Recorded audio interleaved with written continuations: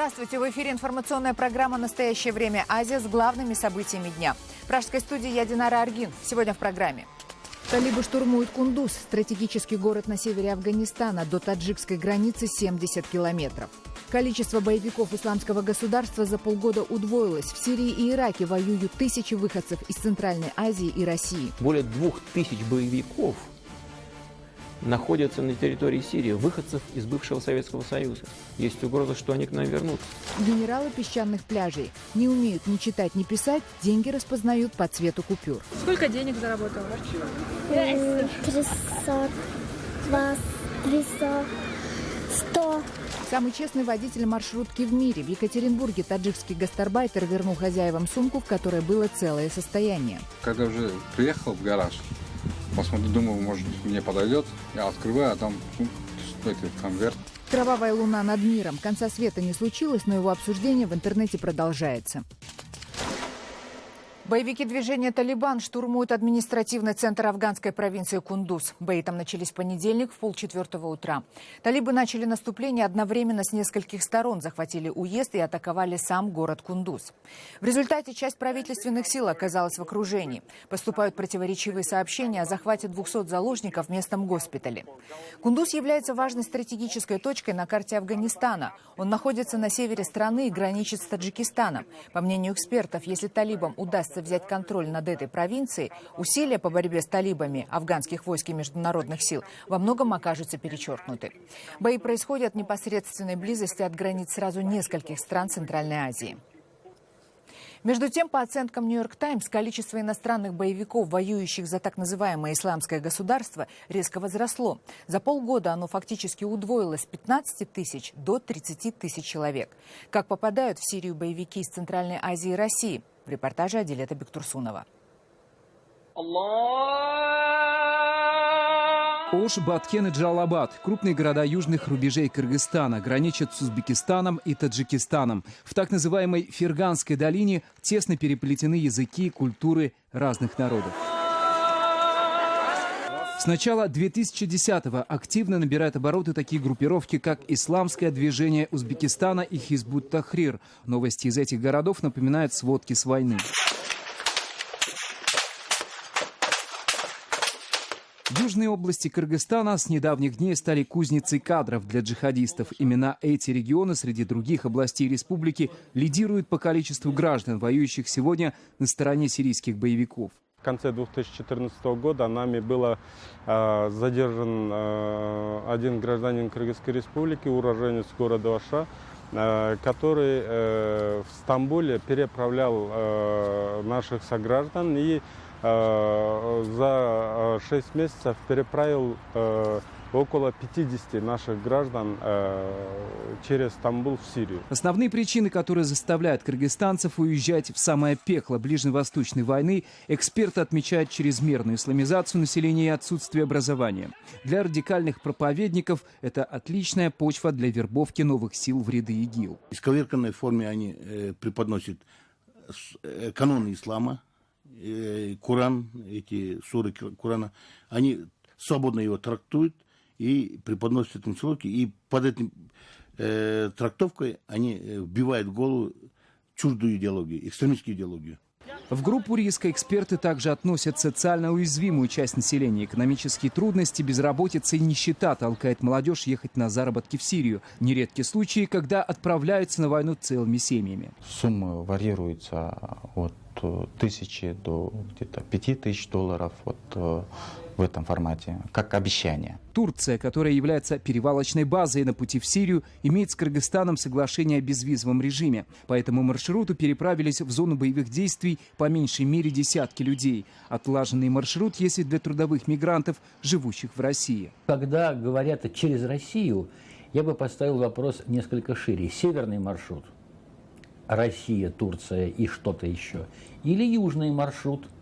Это через Афганистан, и, в общем, такое тоже возможно. Я думаю, что оба маршрута задействованы. А вот какое количество боевиков из Кыргызстана сражается в составе исламского государства, мы не знаем.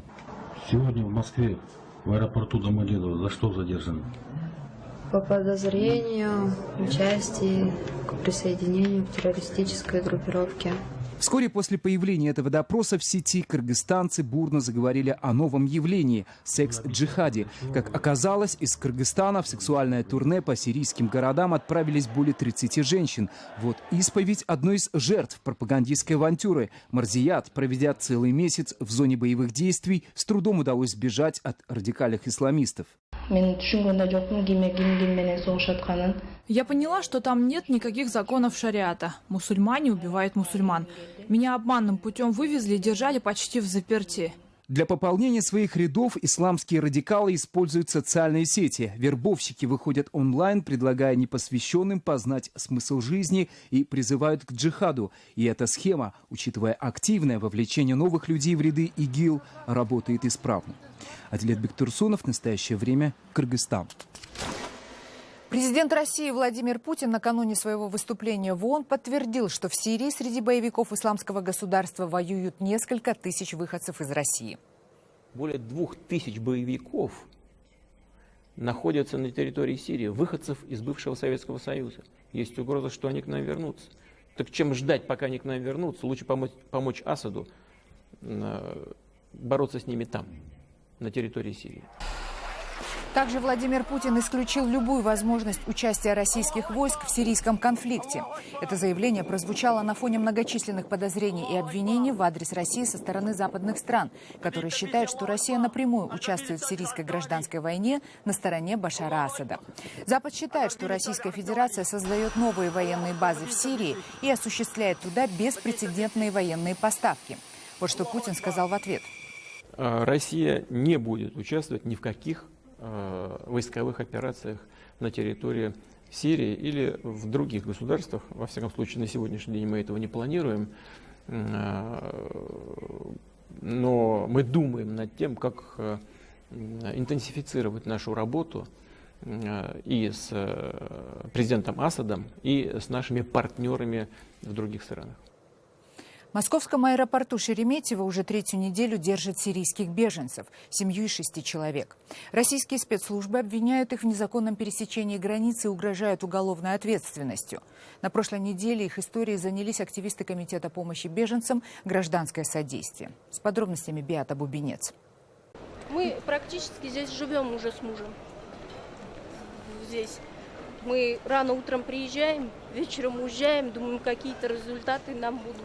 Тамара Османова приехала с мужем в Москву из Самары, чтобы вызволить свою родную сестру из транзитной зоны Шереметьево, где ее семью держат уже третью неделю. Сестра Тамары Гулистан, родом из Казахстана, но много лет назад вышла замуж за сирийца, а у них родилось 4 детей. Сирийская война докатилась до иракского Эрбиля, где последние годы жила семья, и Гулистан с мужем и 4 детьми решили уехать оттуда к родным в Россию. Мы вообще хотели, чтобы они остались здесь, потому что почему? У них даже там даже родственники, кто с мужа стороны родственники был, они все уехали кто куда убежал, успели. Тамара с мужем внесли залог 100 000 рублей в надежде, что после этого сестру с мужем и детьми. Однако сотрудники российских спецслужб не позволяют родным даже увидеться. Нам сюда нельзя, режимное помещение. Нам удалось пообщаться с Гулистан по скайпу. Мы тут находимся. Видите? Вот теперь нас сюда бросили, мы на земле спим, и на земле сидим, и вообще никто ничего не спрашивает. Вы голодные, умираете, что с вами? Никто нас тут не спрашивает. Нас бросили, и все. Мы тоже люди, как вы. В помещение, напоминающее огромный аквариум, их перевели после внесения залога. До этого семья из 6 человек 2 недели провела в закрытом пространстве с серыми стенами без окон. Основная претензия российских пограничников – недействительные паспорта. Сирийские паспорта, так как они в городе Африн выданы, их не признают. Это вот, как сказать, вот такое же положение, вот как Украина не признает Донецк и Луганск. И такая же ситуация у нас там, потому что в Сирии вот город Африн контролируется курдами. И вот они просто, сирийцы, не признают курдов. Действия российских пограничников противоречат Международной конвенции о статусе беженцев, согласно которой люди, ищущие убежище, даже если они пересекли границу нелегально, не должны подвергаться наказанию. Достаточно просто подойти и сказать пограничнику, что я прошу убежище на территории Российской Федерации. Но вы видите, что происходит. Комитет помощи беженцам «Гражданское содействие» будет добиваться освобождения семьи от уголовной ответственности и присвоения им статуса беженцев. Первое заявление в Федеральную миграционную службу было подано еще 13 сентября, однако ответа до сих пор нет. Более того, как ни странно, когда я в пятницу говорила с руководством Федеральной миграционной службы, они позвонили в Шереметьево ответили, что у них нет таких людей. Так что я думаю, что сегодня все будут в этом разбираться. А пока Комитет «Гражданское содействие» начал сбор денег на более комфортные условия пребывания сирийской семьи. Ведь и еду, и даже воду им приходится брать за свой счет, а цены в аэропорту очень высокие. Беата Бубенец, Москва, для настоящего времени. Далее в программе. Генералы песчаных пляжей не умеют ни читать, ни писать, деньги распознают по цвету купюр. Сколько денег заработала? 300, 20, 300, 100. Самый честный водитель маршрутки в мире. В Екатеринбурге таджикский гастарбайтер вернул хозяевам сумку, в которой было целое состояние. Когда уже приехал в гараж, посмотрел, думал, может, мне подойдет. Я открываю, а там этот конверт. Кровавая луна над миром. Конца света не случилось, но его обсуждение в интернете продолжается. На Генеральной ассамблее ООН обсуждали не только военные конфликты. Пакистанская активистка Малала Юсуфзай призвала делегатов Генеральной ассамблеи защитить молодежь и дать ей больше полномочий. Она потребовала от мировых лидеров тишины в зале Госассамблеи и начала свое эмоциональное выступление.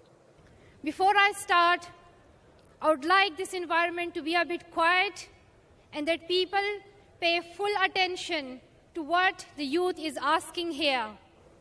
18-летняя правозащитница призвала глав государств и правительств сдержать обещания, данные ими молодежи.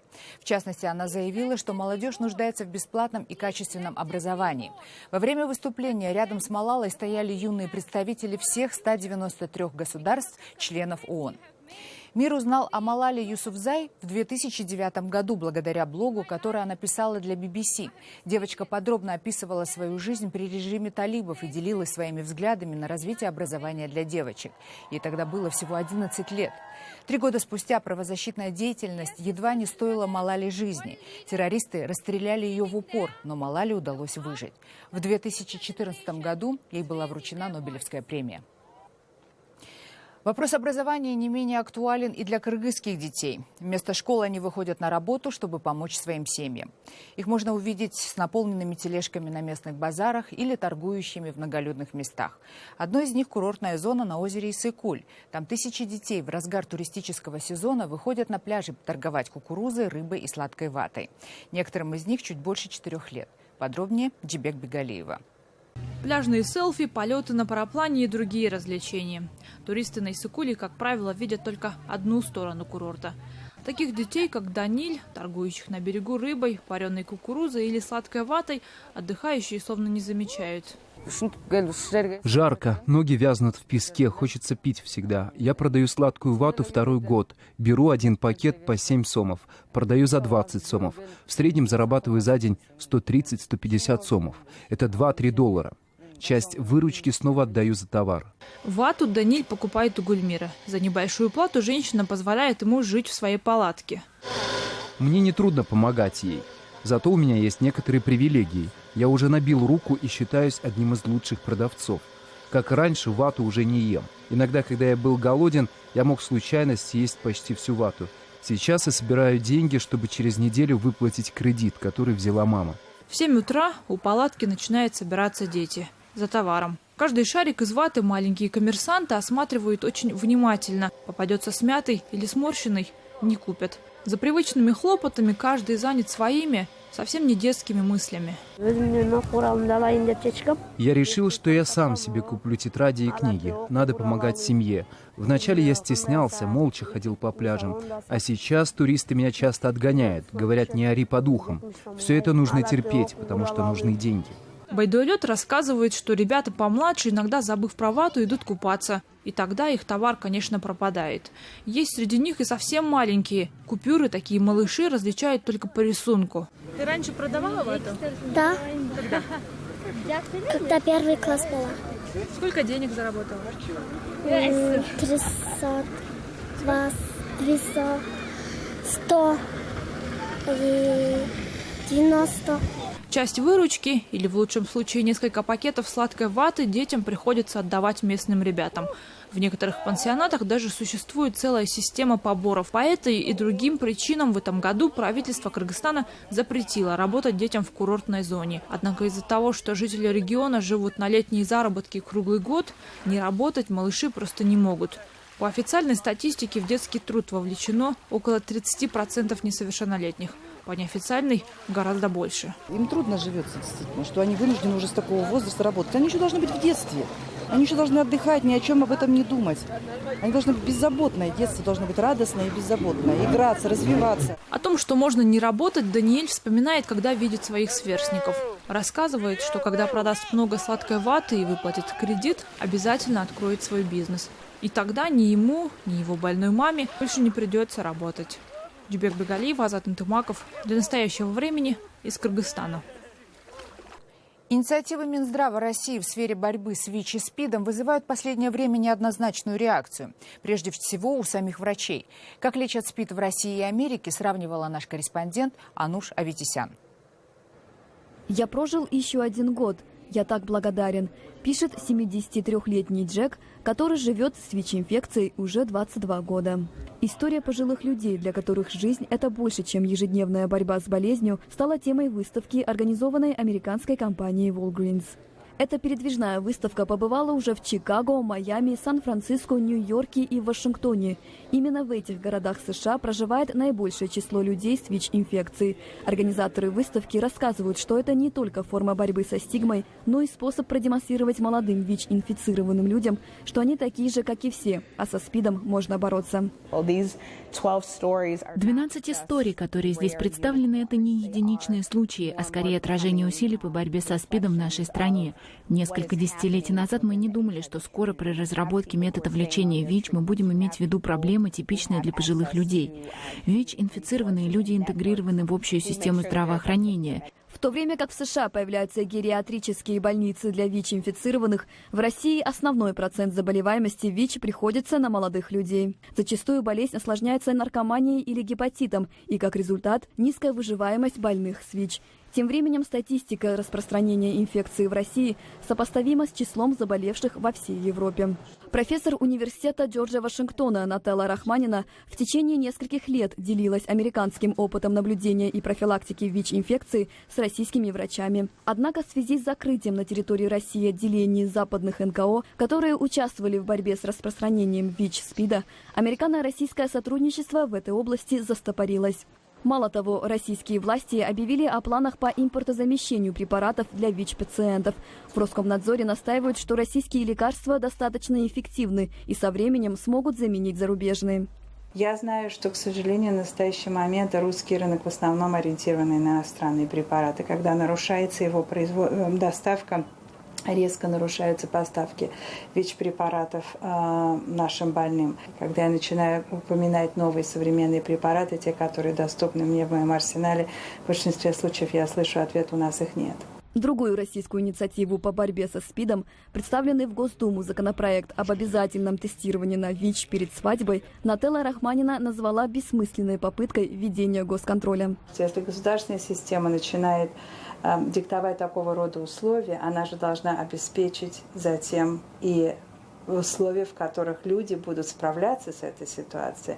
Например, тот же пример молодой пары, где один из партнеров не знал о своем статусе. Накануне свадьбы девушка или парень узнают, что они ВИЧ-инфицированы. Что государство предложит им, заставив их пройти через этот тест и дав им их результат? Что государство предлагает им? Какую форму консультации, психологической поддержки?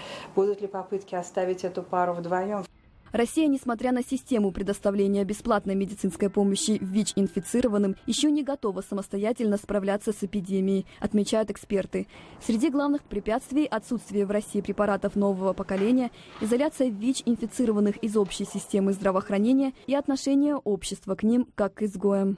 Ануш Аветисян, Анатолий Кошенко. Настоящее время. Вашингтон.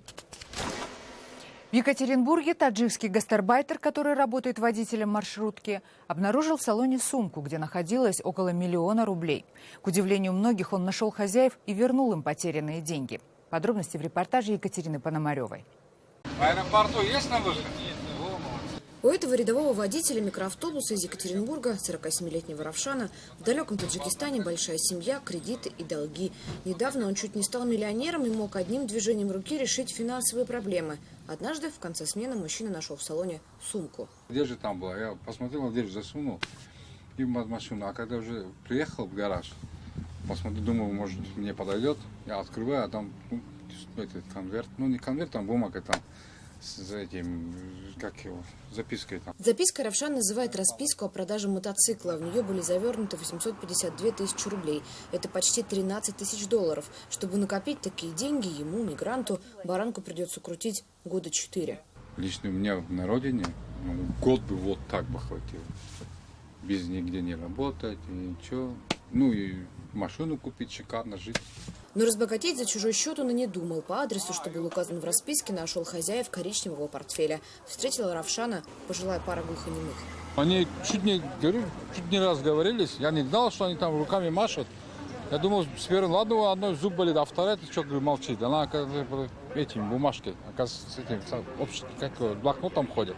Оказалось, деньги не выручили от продажи мотоцикла сына. Он разбился в автокатастрофе. Убитые горем родители и потеряли в маршрутке бдительность. Предлагали Равшану вознаграждение за честность, но и эти деньги водитель брать не стал. Грех, говорит, да и жалко семью. Пожелал им удачи и уехал закрывать смену. Начальству при этом не сказал ни слова. А его поступки на автостанции узнали от благодарной семьи спустя неделю. Дело в том, что в нашем городе по ряду объективных и необъективных причин не очень хорошо относятся к водителям маршруток и к маршрутным такси, так называемым. И поэтому я принял решение придать огласке этот уникальный, хороший с точки зрения человечности случай. Мы обязательно выплатим ему, как я уже сказал, премию. Так Равшан и стал самым знаменитым водителем маршрутки на Урале. Эта история о человечности без национальности быстро облетела соцсети. Впрочем, без конфликта культур в этой истории все-таки не обошлось. Вот благодарность. СМС-ки прислали, что благодарят. И сказали, мы приедем в Златоуст и поставим тебе в храме свечку. А я подумал, что они что-то плохое про меня. Я знаю, что у вас славян там за упокой там что-то. Я говорю, я что, умер, что ли? Им послал их. И все. Премию за честность Равшан отправит семье на родину. Деньги не лишние. Он мечтает, чтобы его сын выучился на врача. О жизни, говорит, он его и сам научит. Екатерина Пономарева для настоящего времени. В ночь на 28 сентября жители Земли наблюдали редкое небесное явление – полное лунное затмение и кровавую луну. Совпадение двух этих событий относительно редко. Последний раз оно наблюдалось 33 года назад, в конце 1982 года. Кровавой луну называют, потому что она приобретает красный оттенок. Происходит это по двум причинам – с прохождением Луны в самой близкой точке к Земле и полным лунным затмением. Перед появлением кровавой луны в интернете вновь стали говорить о предстоящем конце света, чего, разумеется, не произошло. Однако в сети продолжается активная публикация фото и видео редкого астрономического явления. В следующий раз оно случится только через 18 лет, в 2033 году.